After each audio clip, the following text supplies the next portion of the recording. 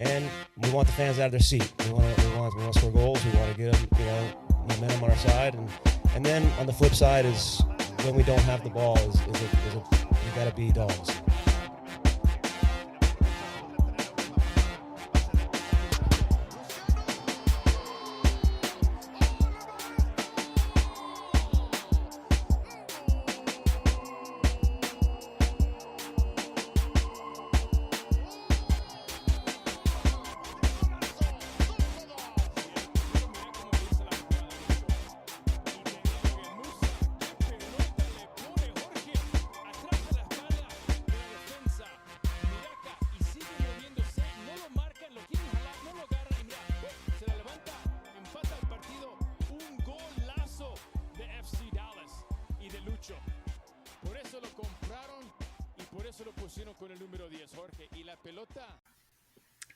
And hey, we're live. We are live here on Afterburn Soccer Show. Got a lot to talk about tonight. So excited. Hope a few of you join us here on the show and send in your comments and questions. We're going to get things going as we talk about FC Dallas against Colorado Rapids on Saturday night. What a match! What a match for the neutrals. So excited to welcome our guest today. I'm Nathan Hill. You can follow me at Afterburn Soccer on X. And with us also tonight is our good friend Jose Carmona at El Chico Carmona on X, with his brother-in-law, Marcin, who razzes us up from time to time, a Colorado Rapids fan, who will have his perspective to share tonight. And, of course, Colin at Mr. Coov on X to share his perspective, and we may get joined by Ishmael here in just a few minutes as he finishes up what he needs to do, but we'll see about that. But we're here. We got some video clips to share. We got some post-game comments from FC Dallas head coach Eric Quill that we'll get into, but we're just going to start with reactions to this match. And what a match it was. The game ends 3-3.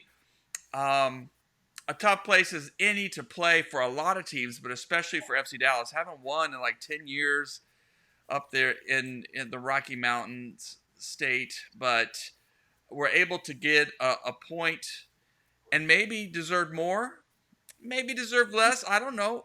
We can argue with that, but for FC Dallas, goals from Pedrinho, Acosta, and Musa. So let's get into reactions. Jose, you were there at the game with your brother-in-law. What was it like watching that unfold, that back and forth unfold as a Dallas fan?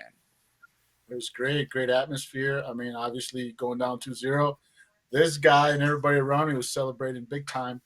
For me, it was seeing in years past, we're down 2-0 on the road. I mean, it's over. We're hoping that maybe the team will get one back and give us a shot.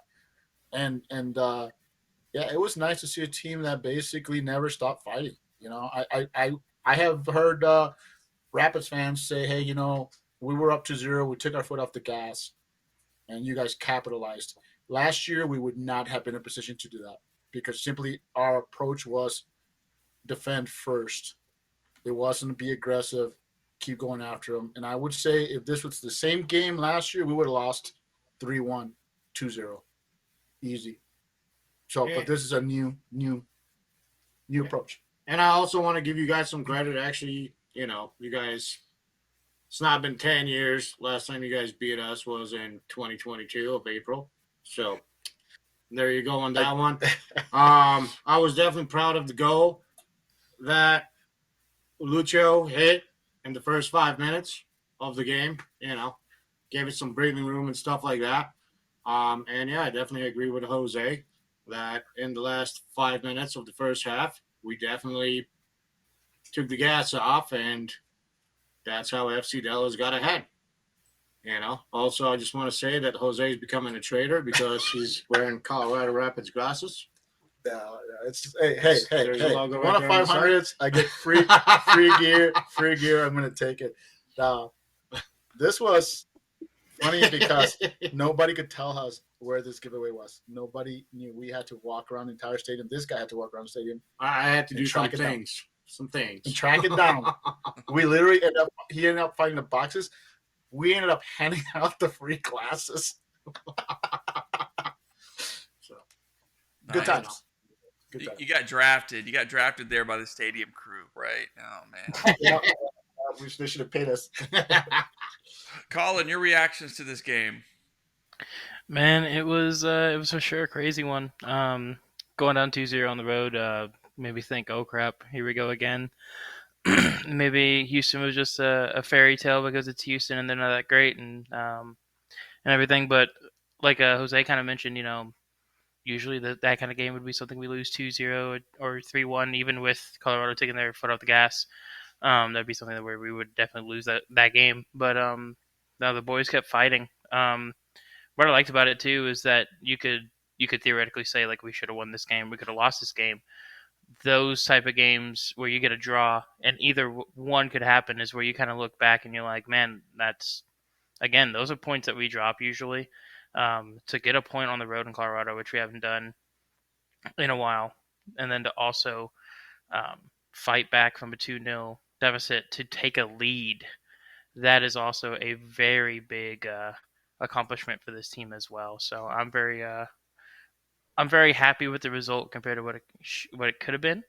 But I mean, it was very much a exciting game for sure. It was exciting.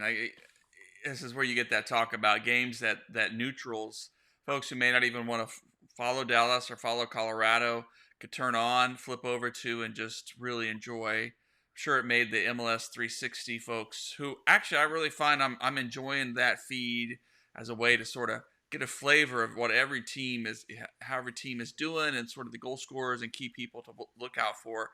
But pretty fun to know that they had to jump back and forth to Dallas and Colorado several times. Because, yeah, I mean, I think in the past we might have been happy with the 0-0 draw. It might have been a game where Colorado gets a set-piece goal, goes up and just kills the game and wears your opponent out, wears Dallas out. So nice to see both teams came and brought it. It's definitely a new flavor of SC Dallas. So after the game, I was able to jump on the post-game media call. This is kind of a long clip here, but I asked head coach Eric Quill, I said, my question wasn't the best, I framed it, because I was trying to make sense of fan reaction and what we had just witnessed, but simply like so many fans said, wow, this is not like the FC Dallas of old. The team kept fighting till the very end, and typically, pragmatically, when you go into an away game like that and you get a lead or you get a draw, you're happy bottling the game. You're happy just like putting up that low block and just trying to prevent the other team from scoring and preserving your energy or whatever. But Dallas didn't do that. And so I asked Quill about that mentality and if fans can expect more of it. Here's what he had to say. 100%. We started off the pregame talking about we're not here to take a point. We're not here to exist. We're here to get 3. And it starts from the start of the whistle. We didn't start that way. So the words weren't really taken into effect. But and their first goal was obviously a fluky, that's pure luck. But it gives them the momentum, right? It gives them belief. And the second goal, another deflection that kind of rides over Ibby's head. And, two kind of just deflating goals that they get, and some teams would just fold up and call it a night, and not this group. And the football we played was outstanding in my opinion. When we settled the ball on the ground and we started to play and move the ball, the goals, the chance creation, that's what we're capable of, and we're seeing these relationships grow. Even compared to last week, some of the combinations were outstanding, and they're only going to get better as these guys get more and more days under their belt in the training field. But I was proud of their mentality to come back 2-2. And we were in the halftime locker room. We said, let's go for it. Let's get this win. We have the momentum now. We're up to, we stole the last 2 goals, so the momentum's in our favor. Let's keep our foot on the gas. And they did that, and we found the third. And I haven't looked at their third, but that was deflated. That was for me the one that I'm gonna I have a little sting in my belly about just because I think there might have been some structural damage in how that third goal came across, but we need to fix that. But then right back on the horse again, Logan. I mean, again, that fourth goal is a goal. That if guys are doing what they're supposed to be doing, that's a goal that counts. And now we're 4-3. And so, but the mentality to win games on the road is what we're about. That's what I'm about. Um, and yeah, I don't want to give up 3 goals, but I want to fight and claw and whatever it takes to these guys are playing with joy, and that's what I mean. When people play with joy and confidence, they can score 3-4 goals. Now, can we batten down the hat? Can we be stronger defensively? Yeah, I get it. I don't want to give up 3. As much as I think it was fun to watch for fans and whatnot, I'd like us to be stronger defensively. But there was some flukiness to their goals. There weren't clear, broke us down type goals that some opponents may come across. So I'm just proud of where we're going and how we're trending and the football that's being played and the belief behind them. And you can see it in the locker room after the game. They're not happy with drawing this game. And that says a lot about where we're going. Yeah, a lot there to unpack from new FC Dallas head coach Eric Quill as he really continues to sort of imprint his vision on this team and the attitude and the atmosphere he wants. I mean, Jose, what did you hear in that gives you a lot of hope for these coming stretch of games in this whole season to watch FC Dallas? Just a change in approach, like you said. The team in the past would have folded. This team believes that they can go out there and score. He's not happy that the defense isn't, goals went in. Whether at the end of the day they went in, whether they broke us down or not, those will happen. It's what you do once those goals go in. How you react. Like I said, they could have folded up in Colorado. I listen to this guy gloating right now, telling me how they whooped their butt. But I'm not gonna say we whooped your butt, but we definitely did not let you get the win. Yeah, but I'm just saying, in the past, this team. I think, like I said, you're seeing the confidence growing. These are the results that'll build confidence later in the season. 3 goals on the road against any team, win or loss. That's pretty good. And as far as being up 3-2, let's face it, there's a structural weakness with this team. We don't really have a true 6 to come in after Ramiro goes out. Siki is not a defensive player. He's an offensive player. He's gotten better defensively, but he comes in, and some people will blame that last goal on him. But in reality, it's what we got. We need to add. We still need defensive reinforcements, or get used to more 3-3, 4-3 score lines in the future. Marcin, did you agree with him? Some of the goals for Colorado were a little fluky. I mean, I think the first goal for me, I don't think Rosenberry wanted to score it that way, but you take it. I mean, sometimes that happens in soccer, right? The first goal in my eyes, was amazing. It came from far field, a good old right, you know what I mean, and it just went in the corner. You guys just, your goalie just missed it. So I'm definitely happy with that goal. And I have to agree with him on that. I know it can seem fluky, but you have to think that Paz may have been out of position. He was great last year, but I mean, if he was in form, maybe those goals don't go in. Yeah, I mean, I think that's something a few of us said. Well, Paz just doesn't look quite like he has his confidence yet. Maybe that'll come, but maybe it's part of the whole defense just not being there yet.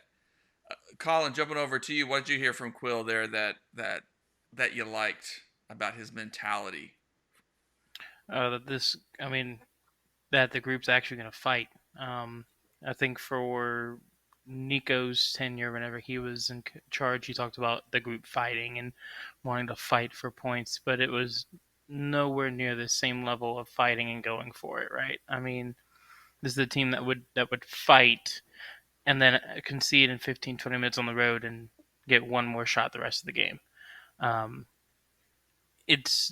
This group is actually ready to fight, ready to grind out these games, and ready to push for whatever they have to do to get a result, and that was evident in Colorado.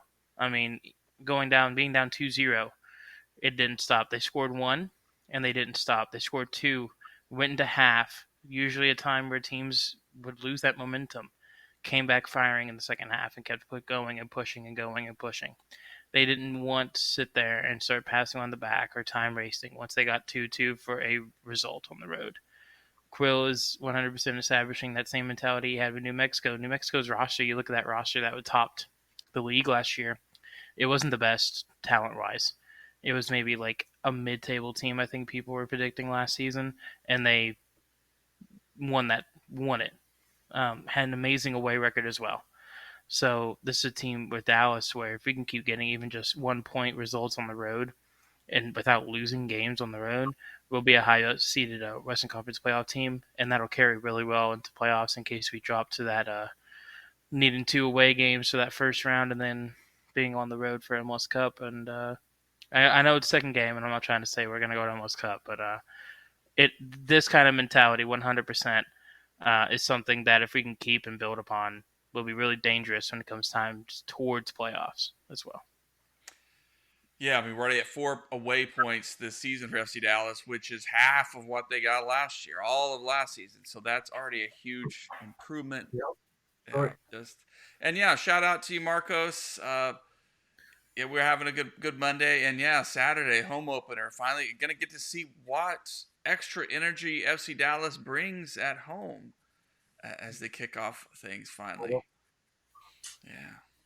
Thanks for joining us. How was your reaction about the game on Saturday, Marcos? Hit us up in the comments.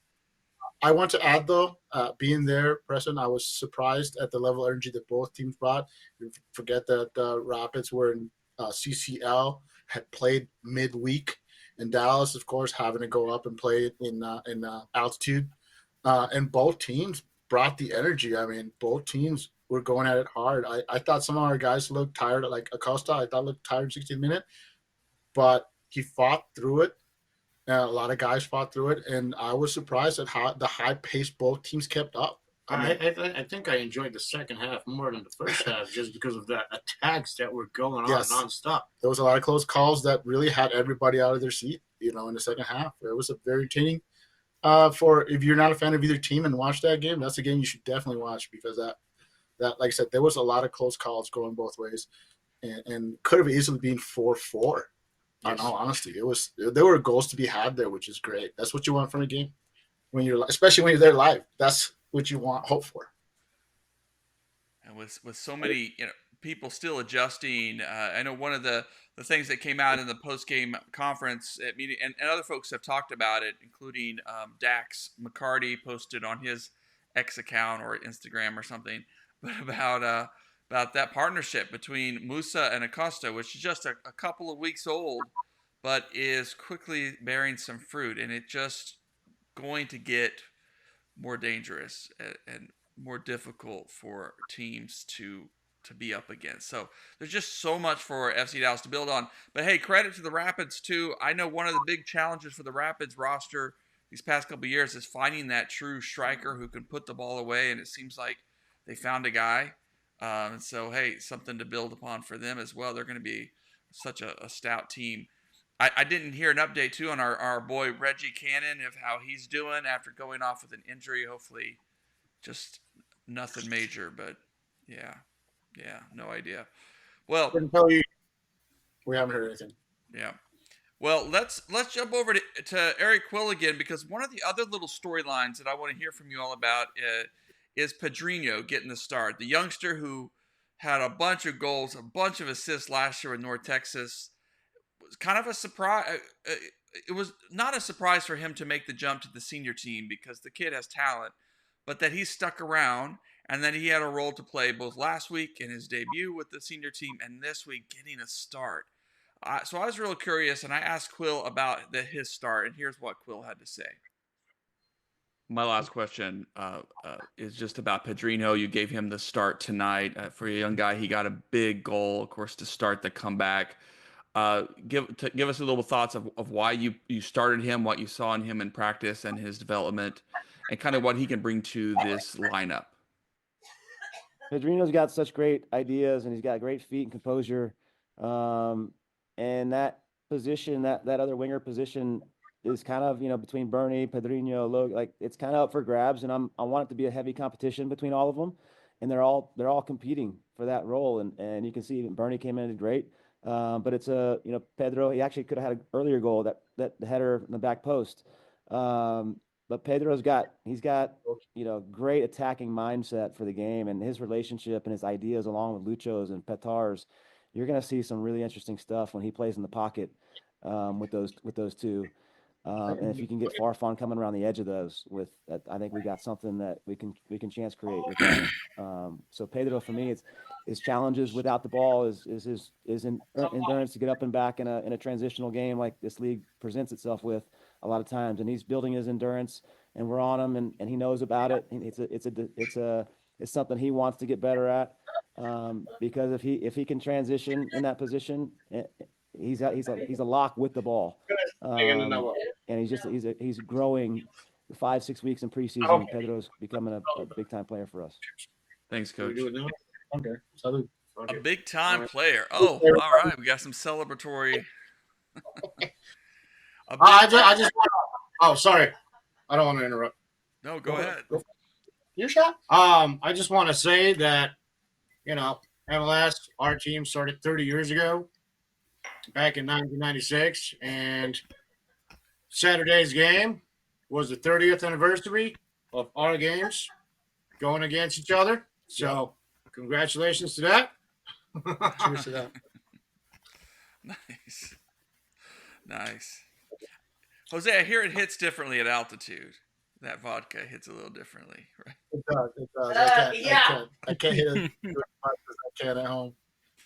Yeah, it's Cool. nothing. Cool. We'll jump with you. I mean, what were your thoughts about Pedrinho getting the start and Quill's statement that he's becoming an important player, especially if he can continue to improve kind of the full phases of play, all phases of play. How does that strike you?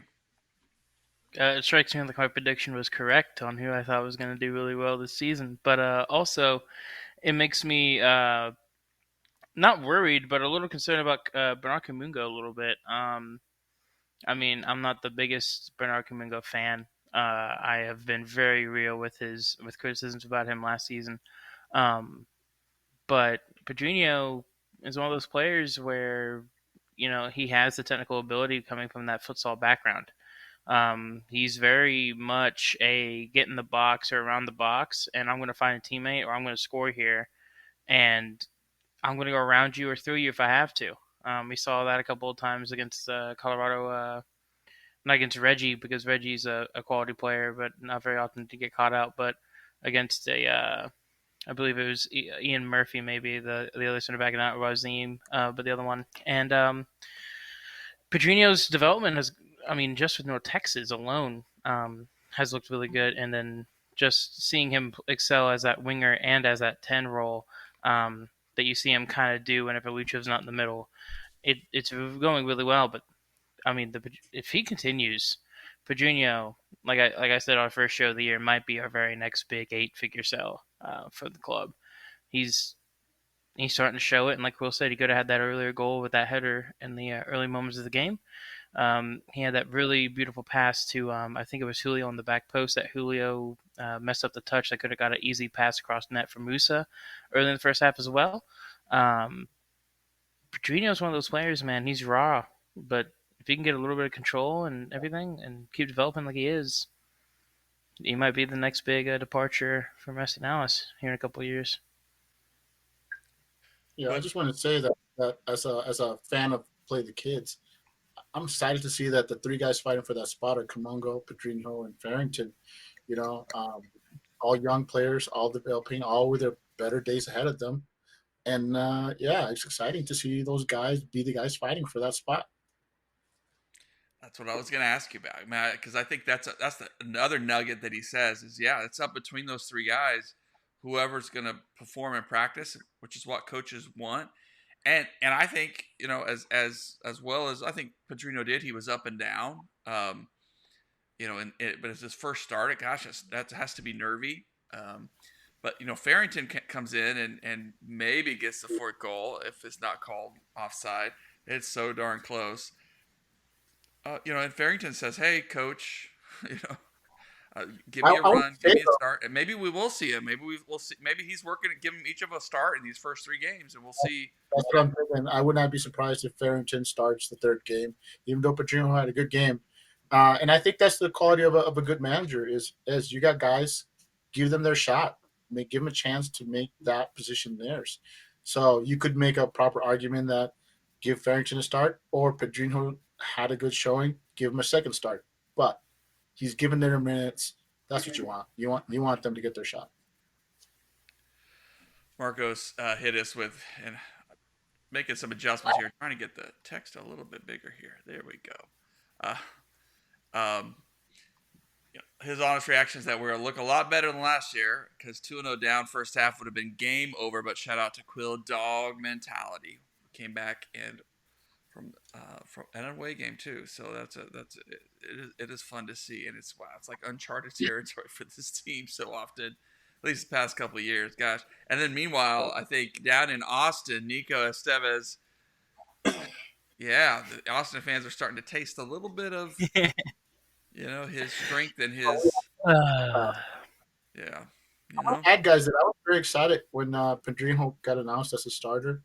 I met a local fan from the Denver area that's a FC Dallas fan named Leo. And I was going over the starting lineup with him, and I seen Pedrinho start, and I was like, wow. I said, man, that guy, he's getting his shot. That was our MVP from the North Texas SC season last year, and to see him get started, regardless of how he played, I was excited to see him get that start, and even more excited to see him score. So yeah, that was one of the fun things about the game is look at the Musa continuing a strong start. Lucho getting his first goal, hopefully one of many, and then Pedrinho, announcing that he's making that leap to MLS, which is what we want to see from the guys coming up. Not everybody can make that leap. Well, good. Well, we'll get to predictions here in a bit. I think the last question is that defensive question. I think that's the piece that's sort of hanging out there, waiting to be solved. And I'm not super concerned about it for FC Dallas's defense because they're figuring things out. Ramiro, obviously, it took a lot out of him in Colorado. And Sebastian has been pretty good as sort of that, that reserve midfielder, but who's willing to get up and attack. But really that defensive mid spot, we still need help, or Ramiro can maybe lock it down. And then, we're looking at a backline that has 2 new guys on it that are still figuring things out, still figuring out partnerships themselves. There's been some criticism of Ibiaga. I think we know who Ibiaga. He's a veteran player. He's a decent defender.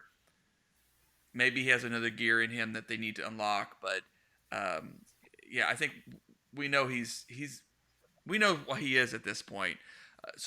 My gut is that it's just a question of getting all of those guys, including Martin Paz, kind of on the same page, and then figuring out maybe some depth there, getting some guys healthy, including Show, but that would help as well. So, Colin, are you worried about the defense? Oh, I'm 100% worried a little bit about it, and the reason I say that is Ramiro. Yeah, he's older, but he is 100% got to be that bulldog CDM that's willing to cover the field. Both up and down, be willing to move in transition. And like you said, he's not fully up for match fitness and everything. And he's not fully, the altitude's going to kill anybody that's not used to it. And Brazil, not many places down there, from my knowledge, except for 1 or 2, and I'm not sure they have soccer teams there, don't really have altitude. So it's one of those things where Ramiro's not used to this. And he still put in a 60-minute shift, did well. But you could tell that Ibiaga is going to be our weak spot in that defense. And Houston did it last week, targeting him on goal kicks for headers. And they didn't have a target man striker. Ponce is not that big. Kowalczyk is not that big. Bassi is not that big either. He's a short little guy. So it's one of those things where if Ibiaga is getting singled out and targeted, that means that they have figured out that he is a weakness. Other teams have. Colorado did the exact same thing. Almost all the 50-50 balls in the air went to Ibiaga. Almost all the goals came from that left side, or our right side of the defense, left side of Colorado's attack, with Laraz and Mihalovic combining on that left wing, and Rosenberry as well with his goal. And that's Ibiaga's side, and Ibiaga's gonna have to have some help there because Shaq's gonna be overlapping on the right wing. So either Julio has to haul butt backwards, Shaq has to haul butt backwards, and that leaves Ibiaga in that whole space by himself. And I think something we forget is that Ibiaga's got some wheels still on him still, but the dude's 33 years old. I think he turns 34 this year. Like, he's not in his prime anymore. He's not that great of a center back anyway, let alone that good now. Great guy off the field, great guy on the field, great leader. But man, if Ibiaga's who we have to roll with for the rest of the season, I'm not confident in that defense. Even if the other three in that backline and pause are on top of their game, I'm still not confident with Ibiaga back there. Jose, your thoughts? Well, let Marcin take it. I mean, Okay. what do you think of the Dallas defense? Were you guys licking your chops? The Dallas defense? Yes. No, Dallas defense sucked in my eyes. For one, I'm going to be honest with this. I mean, we kept the attack going at least 75%.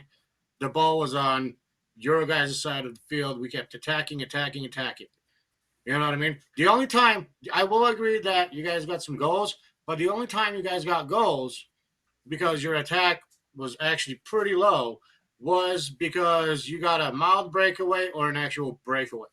And we gave up in the last 5 minutes of the first half. That's why you guys only got those. That's why you got those 2 goals. So I'm not trying to talk shit on the team, but if you look at the stats and you were there for the game, I mean, everybody was like, there's a second part of the field to this game, right? But y'all weren't there. I will say, I will say that I was on the side that Ibiaga and Moore are at, and 10 and 9, they were just running roughshod over that side. I can't blame Ibiaga, because if Ibiaga is your weakness, you've got him paired with an offensive minded fullback in Moore. And I think that's the problem, is Moore being caught too far forward, leaving Ibiaga, basically overmatched with having to mark 2 guys. And the correction in the second half was to have Julio come back more and help more to make up for that. But in the first half, Colorado was having a field day going on that side, going right at Ibiaga because Moore is more offensive minded. That's an issue. Who are your 2 best defenders? Farfan and Ozaze. They're both on the left side. Why would you go at them? You won't. You go at this guys, and they compensated by having Julio drop more in the second half. And actually, Ozaze had to bail them out a couple of times by swinging over. But the first half was, my goodness, man. It was a horror show as far as I could tell, because I was on that side of the field watching it happen in front of me and go, Jesus, they could have scored more than 2 goals. We were fortunate on a couple of those that they were unable to capitalize. Well, and that third goal for Colorado, I mean, you could see it in real time there, but just his responsibility was to provide cover on that side of the pitch, and he just turned and he, forgot the guy's name, Lazo or something for the Rapids, just snuck in behind him and was wide open right there in a dangerous spot. It just created that opportunity, and Siki knew. I think he knew but that's again, we're putting him in the role that's maybe not his best place to be, right? He's gotten better, but defensively, but he's still a defensive liability. He's not as big a liability as last year, but honestly, when you're up 3-2, you bring him on. It's a target for Colorado to exploit, and they did. All right, well let's start to wrap the show up, because I have to run. I have to take the kid to a meeting, but looks like Dallas is home against Chicago. Is that right? I thought it. All right. Yep. That's right, at 5. 7:30 on this Saturday against Chicago. So we get to renew the old Brimstone Cup. Who does Colorado play next? I think Seattle. I I believe so. believe. Yeah, Austin. Ooh, You play Austin in Austin. It was either that or that. So I get to cheer for his team next week. 'Cause nice. I don't like Yeah, you Austin. have back-to-back road games, Austin and San Jose. Well, Austin's losing, and so is Jose. So Well, I'm that's great. excited. Let's hit some predictions. Let's hit some predictions. And Chicago now coached by Greg Berhalter. They look better. They look much better than they've been the past couple of years, but still very much a work in progress. I think they snuck out a point there in DC last week. I'm gonna give it to Dallas that game. All right. Yeah, but I think Dallas has to come out and get the win. They just need to take it to Chicago. 2-0 win. That's my prediction. If you think the Dallas defense is bad, then wait till you see Chicago's defense. Yeah. Go ahead, Coov. What's your prediction? Man, I'm gonna go with a 3-0 win at home. I think Chicago. You look at what Columbus did. Columbus was high pressing the whole game, and was able to get three mistakes from playing out of the back, from that terrible defense that Jose was talking about. And they gave up 4 goals, 4-2. The game against DC has a terrible defense as well. Midfield is not that strong, and they were about to lose that game. Or they were to win that game, rather, until DC got that lucky little bicycle half, let me flick my foot, and it goes over my head type of goal to rescue them a point in Chicago. So it's one of those things where Chicago, terrible first game, not great second game, and they're going on the road against a rival in Dallas. With how we're playing and firing off with our offensive firepower, I think we just overload them, and I think we take a 3-0 win. All right. Marcos agrees with that. I'm going 4-1 because I do think Chicago has a little punch in there, and our defense has issues. So I would say 4-1. I think our offense keeps cracking, and Chicago sneaks one in. 4-1 Dallas. I'm gonna say 2-0 Dallas. That's all you're getting. Right. Yeah, and I think Chicago's gonna keep improving. So I just think teams like that, they're always every week gives an opportunity to improve a little bit. So, but I love Mucho. I haven't even heard that yet. The Musa and Mucho. Yeah, sure. Yeah, there we go. Marcos giving us. Follow. Nathan, what was that score? Because I still don't know what you picked. I said 2-0. Oh, sorry, 2-0. Oh, okay. You two are on the same page. Yeah, no, I think we're going to get our goals, but I think Chicago's going to lock some things down and make life a little more, so it's going to be a learning experience. But I think Dallas has got to focus on getting that clean sheet this week. I think they really need to get the defense better organized, at least see. But we'll see. We'll see. All right, guys. All right, let's leave it there. You're not going to win at home versus Rapids, just let you know. All right, okay. It'll be another fun one. All right, well, we'll leave it there. Thanks, guys.